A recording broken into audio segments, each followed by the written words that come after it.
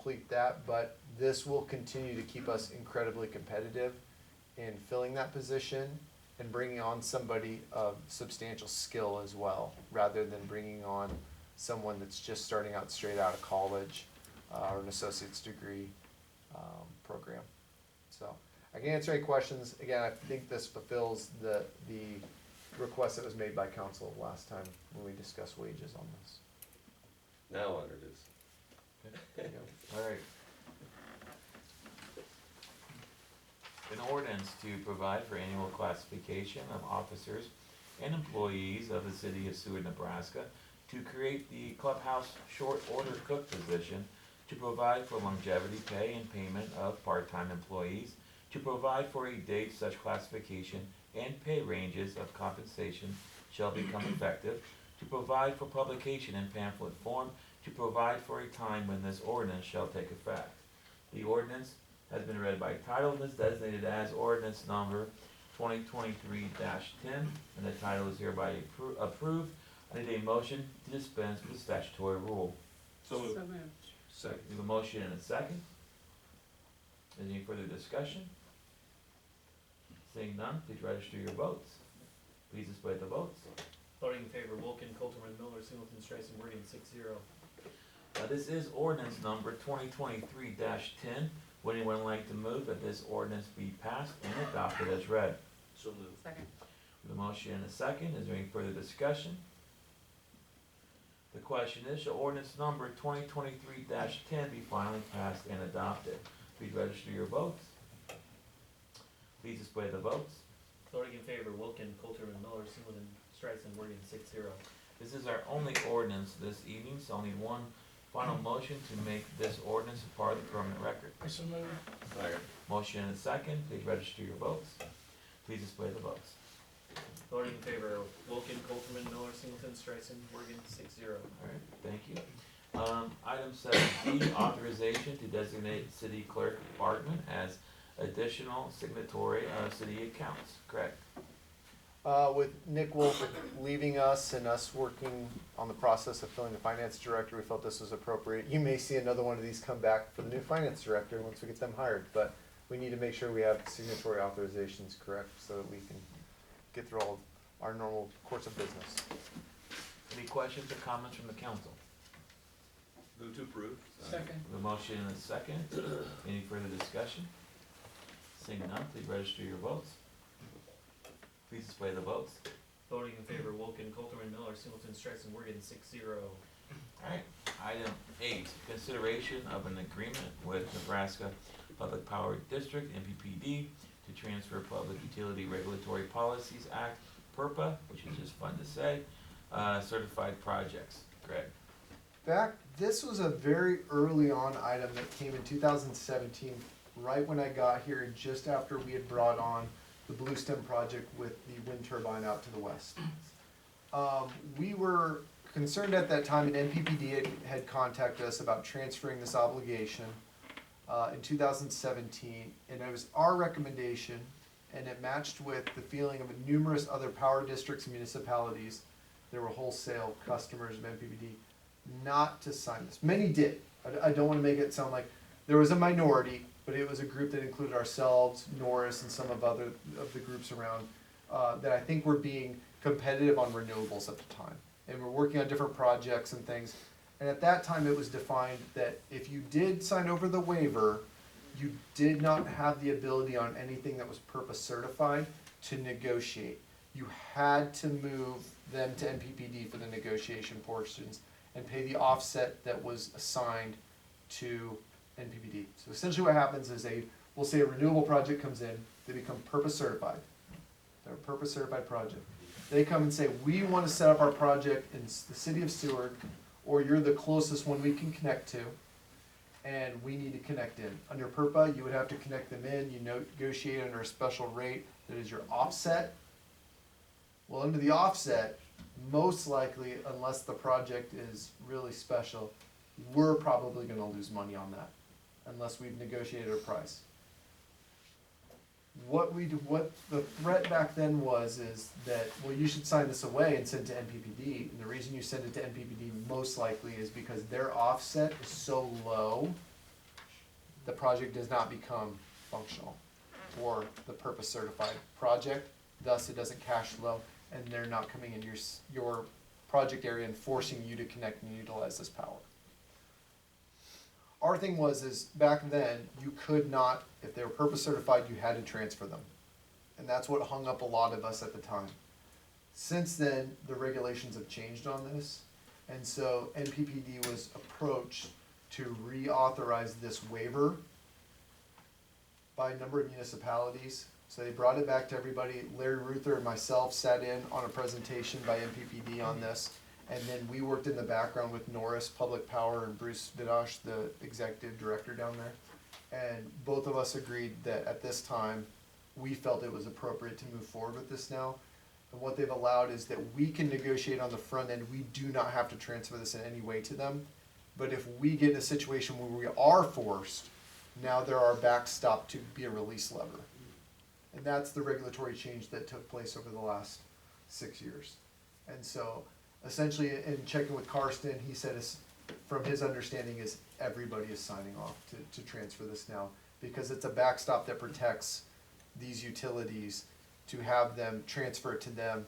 Their offset costs are so low because they're so large on scale that then it protects us from being forced into purple projects. So I think it's a great negotiating tool. Again, we worked with Bruce and had some back and forth with him and his staff down there to kind of understand it. And so the other one is also that there's no cost associated. If we came back and did this and had to work through the paperwork, approximately it's about a $10,000 round of paperwork to send this up through Southwest Power Pool and all the regulatory elements that this will ultimately go to. I think they passed that cost on last time they did this in 2017 to everybody that did it. This time there's no cost. NPPD is going to pick this up for all of the ones that jump on this time. So, and I think that was a groundswell of NPPD wholesale customers through the system said, yeah, we're not paying for this. So. Were there any comments by the municipalities that did sign it in 2017? No. At that meeting? No, that I understand they were just like, hey, we're good with it, and we're benefiting now from the regulatory change.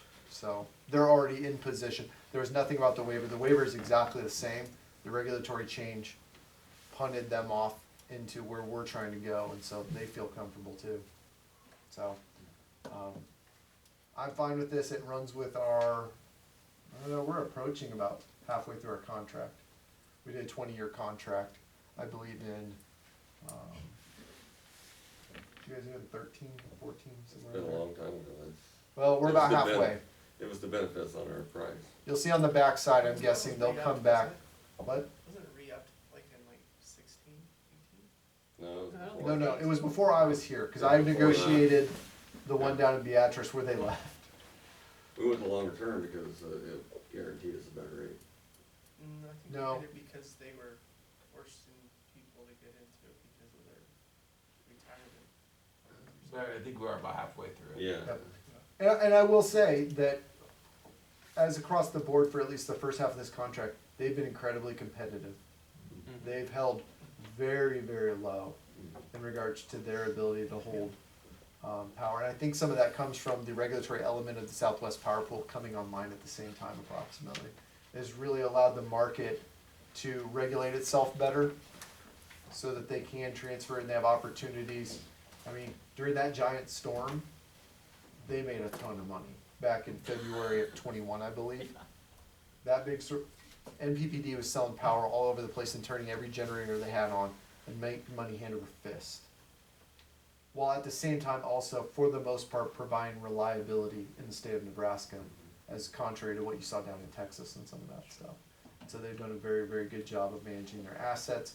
They are also looking to re-up on Cooper, the nuke station, and so they'll re-up on that regulatory one, which will ensure that we'll be able to keep rates low for a big chunk of time in the future, I believe. So we went back and also looked through all the stuff me and Larry did from our discussions back in 2017. Again, the hang-ups were that we're transferring we don't have a right to negotiate anymore, and now we do. So any projects that we want to bring on, again, you also, can't bring on terribly much anymore still, because you are regulated by your contract. And it states that 10% of your max capacity. So right now, we're probably broaching, where are we at, Jared? I'll put you on the spot. We're probably broaching 30 now with the new substation down in the rail. What's our max capacity? For, Our peak's been around 23, I'd say, so I've been capacity probably close to that, probably got another 6 or 12, or 10 or 12, yep. so approximately, we could bring on 3 megawatts of renewable energy under the contract. And our current wind turbine, I believe, is a 1.75 megawatt turbine. Yes. So you have 1.25 maybe, but again, economy of scale, no one's gonna put up a 1.25 wind turbine. Maybe a solar, but, you're probably not gonna see rates that are competitive too much on a small scale. I mean, you're gonna look for a 10 megawatt, 5 megawatt plus, so your economy of scale is up. Does the city have any liability as far as if it doesn't last that long? If it doesn't last 20 years? If what does The wind generation? Oh, no, we're just buying power from it, they're responsible to keep it going, and, They own it, they maintain it. yep, they maintain it, and they have to keep it running for the term of the contract that you guys signed with Then them. if they ever decommission it, they're responsible for taking it down and digging up the concrete and all that stuff. You've just agreed to purchase power. Yeah. Any other questions or comments? About purple? If not, entertain a motion. Move to approve. Second. Motion and second, any further discussion? Seeing none, please register your votes. Please display the votes. Voting in favor, Wolken, Coltman, Miller, Singleton, Streisand, Morgan, 6-0. Thanks, guys. Thank you. They were all here for PURPA. It's fun to say. All right, item 9, update on the Wellness Center. We continue in design. Joel Brazy, our new executive director, has joined us at a number of those meetings and taking up other tasks. Right now, we feel pretty confident. We brought the project all the way down to right on the line of where we think you would have to get under current estimates for the original budget. And then based on that kind of discussion we've had before of how many grant and foundational dollars and things like that we still think we can acquire, how can we match expectations of some of the things that were in the building? And so I think a final rollout will be, we had a 4 or 5 hour planning meeting, design meeting with a very small group on Monday. They're finishing all that up, getting the estimate for that, and then that'll be presented to the larger design group this coming Monday. But we took all the input from the Changing the Game group that we got from about 2 weeks ago, and just really laid all those things in, and they're giving us the kind of, hey, if you need to add this in or take this out, here's the value of that under this design level and this finish. So, but we shored up a lot of the other things, and we feel like all the original elements that we had in there, we've managed to fit them in. I think I said this last time, but the biggest one that's made the biggest cost difference is bringing everything down to one level. So by doing that, significant savings over what was originally proposed on a 2-level facility. Just the sheer cost and all the additional steel, the stairwells, the block wall, the elevator, all those things made up so much additional cost that this thing was way out of whack. And so, again, I commend Shane Bach for a lot of the work that he's done. And then, getting through that, and me and him just passing back. I mean, we did it. Derek walked in on our mess the other day. We had plans out all over my desk, and we were drawing and writing notes and trying to go back and forth with the design team. And so I think we'll have a good state to get off and running and put big packages together and get going. So, and also a solid estimate that we think works in the market right now. But man, we had to hack and slash that thing and just take it completely apart and build it back up. Matt's been a part of those discussions, and it is quite a bit of work. The other one is just some of the equipment. We're Dr. Brett Ruiz down in Beatrice, that is the kind of exercise instructor at the Beatrice YMCA as a contract employee down there that teaches a lot of their fitness and deep level athlete training and stuff. We're working with him, and he's working with a number of vendors to give us different options for basically the weights, cardio equipment, and things like that. And so we'll work through him as he helps us out to kind of lay out the rooms as we have them now. We generally know about how big it is, and so it's just making sure that, you know, cardio goes here, we need electric outlets and some of these things, and we have enough room for free weights, and we have the appropriate free weights based on what he's seeing in the industry. He's in a weight room and every single day, and so he knows what people are gravitating towards and what they're not. And so trying to give us the best estimate of what he thinks that looks like right now. Generally what we see, the trend right now is free weights. Free weights are huge. So that's kind of the direction we're going, and I'm sure that will ebb and flow. That will ebb and flow through the nature of time, but right now that's kind of the direction we're looking at. So. Any questions or comments from the council? Otherwise, we'll move right on to the administrator's report. I got the administrator's report in there. A lot of the biggest stuff that we have right now is just letting you know, continual issue. We're back to square one on our police opening. And so we're starting over again. Now, we've been at this for a year and a month, or a year and 2 months now, Something like that, yeah. to fulfill one opening. That is the nature of the situation we're in. And I think that's critically important to understand. I think we ran through this 4 times now in that time frame to try and get all the way to the end. I think in almost every iteration we made it all the way to a final candidate approved, and it just doesn't work out for numerous reasons. But understand the state of the situation of trying to bring law enforcement, especially new law enforcement, online. Is this because they run into something like through the programming, or is It it? can be numerous things. But I mean, you're either trying to recruit people that have some level of certification or qualification so they can jump in pretty quickly and help out. Well, one, they're either in high demand. We've lost a bunch where we've gotten all the way to the final, had them sign off, and then they're like, hi, I'm taking a job somewhere else. Okay, well, can't do anything about that. Or you're trying to recruit them in, but you're also battling up against familial issues where it's like, hey, we have to move from out of state or from another town. It's just, all these things weigh, and they take them all into account. So the other one is just background.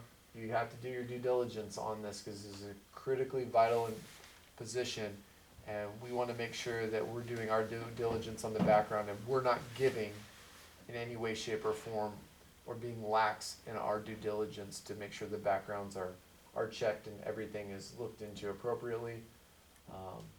We've tried to do numerous things with civil service to speed up the process, but we still are just running into these roadblocks that are unanticipated. So, Rich would remember, but like my coach dad always said, be quick but don't hurry.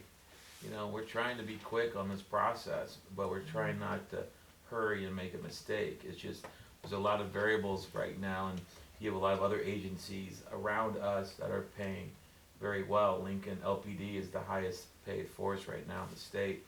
And so, you know, especially when one of the benefits, we have benefits from being so close to Lincoln, but one of the issues is you could still live in Seward and, you know, get hired on at Lincoln or Lancaster County or Seward County or, you know, other places around here. So there's definitely, you know, competition.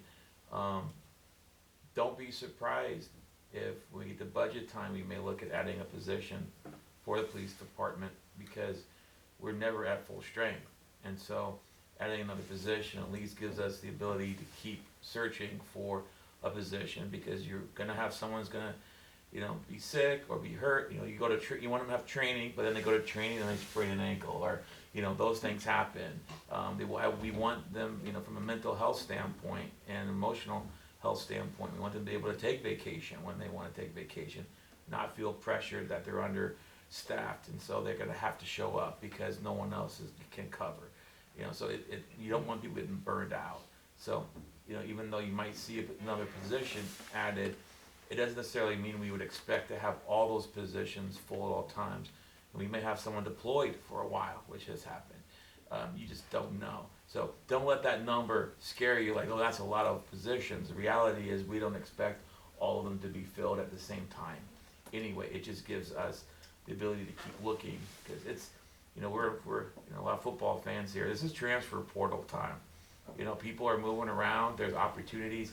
It's an employee market right now, and so it's just really, really tough. And you've seen in the fields that are particularly competitive, law enforcement's one. You know, you saw this with the linemen that we already have dealt with, and there may be other departments in the future where we just, you know, what do you want to sink or swim time? You know, what do you want to do? And so we're trying to stay competitive and ahead of the curve as much as possible. I think in totality, we've been one down. This is just this position, singular officer one, since March of last year. We may not have been at full strength due to deployment or otherwise, all the way back to the retirement of Chief Baldwin. That's how far back this may stem, where we've always been at least one down. So it is long-term, and so we're gonna continue. I think Derek and Chief, Captain Hammond, I think all the staff, because they want to fill it. It weighs on them. I know I see Sergeant Brazy back over there, is they want us to fill it. They're tired of working the extra time to cover that, and then again, any of these other things happen, it's that much more that they have to cover.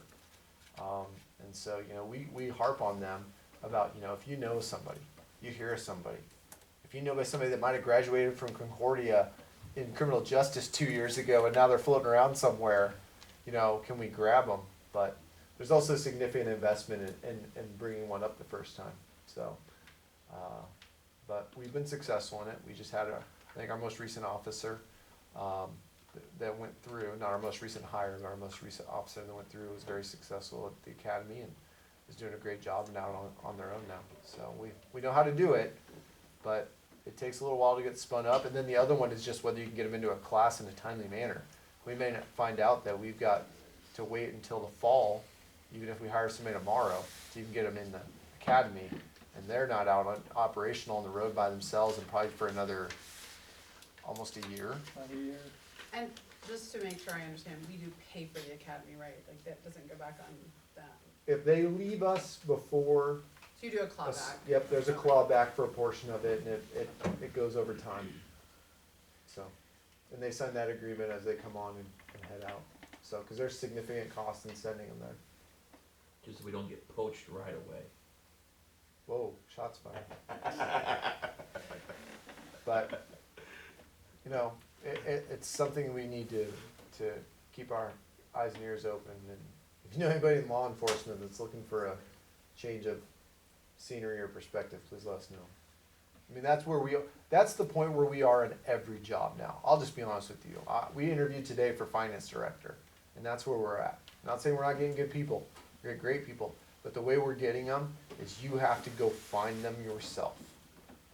You cannot put an ad in the paper and cross your fingers and hope the online ad sparks something. You have to actively go and recruit these people and send out letters and get it right in front of their face, and do a lot more TLC to try and see what's out there. So. Any other questions or comments, Greg? Not entertain a motion to accept the report. Move to accept. Second. Motion and second, you register your votes. Please display the votes. Voting in favor, Wilkin, Colterman, Miller, Singleton, Streisand, Morgan, 6-0. Do you have any future requests for council agenda items or administrative action? Yes. I think that segues into something that Ron Minshew, when he was county commissioner, and I was on city council in 2003 to 2006. We worked on hiring Jonathan Jenks, predecessor Elena Zumbro, and get economic development going. And I appreciate, like, Daryl always being here and the relationship that we've developed between the county and the city. And I always think about Lincoln is a great option for living here, but it is one of our biggest problems, right? Because of having to compete with LES, Lincoln Police Department, things of that nature with our community. And so, in my mind, I'm always trying to, you know, with all our employees and Russ and everybody, is there any way that we can work together with the sheriff's department and the county and Norris Public Power and Nebraska Public Power, and share employees, share equipment, make opportunities for our employees that they don't have. Just trying to think outside the box of, to basically pay them more money. So if, you know, as technology allows, I want you younger guys to think about, you know, if Jared and his guys are just super busy and they can't keep up, and they put out a little call to Norris guys that are maybe have a little spare time, you know, and they work back and forth, and we work out a situation with their board of directors where we can pay them a little money to come work for us that day or something, or just try to figure out like a hybrid employee. Like maybe there's a position where the sheriff's department needs some help, and Russ has some time, and it's an opportunity for him to make more money. I guess I would love, I think Daryl is very progressive that way. Ron Minshew is very progressive that way. Is there any way to share something from the county shop, you know, with Bob's guys, or vice versa? I just think as because of the Lincoln situation of being so close, and that they're what did you say? What's the term you just used, Josh? Poach? Transfer portal? No, the transfer portal, but the claw, no, the guy that leaves right away, that just got trained in poach. Yeah, I think we ought to be proactive as a community and a county and stuff to try to make hybrid jobs where we can share with the county, we can share with Norris, any kind of entity. Go to them and say, hey, we're all competing against each other. Let's think about joining forces together somehow to make it better for our employees and get ahead of it a little bit, and, you know, put the onus back on Lincoln. I don't see that we can go to Lincoln and say, hey, guess what, you have an effect on us. A lot of us come in and we, you know, go out to supper, we buy our Sunday best here, we go to the football games, all this stuff, we spend a lot of money in Lincoln and stuff. I don't see them concerned that our tax dollars are coming back this way, right? And that's gonna fall on deaf ears, but I'm just trying to think a little bit outside the box of how can we work together with this continuous problem that you guys are battling all the time. So, as far as an agenda item, I don't know where that goes, but I wanted to plant that seed with everybody here. And, you know, I'd be glad to come to a council meeting too, Daryl, or a Norris Public Power Board of Directors meeting, or Nebraska Public Power, and say, hey, Seward's in a little bit of a weird spot, being too close to Lincoln, that we just keep getting burned and we keep getting poached.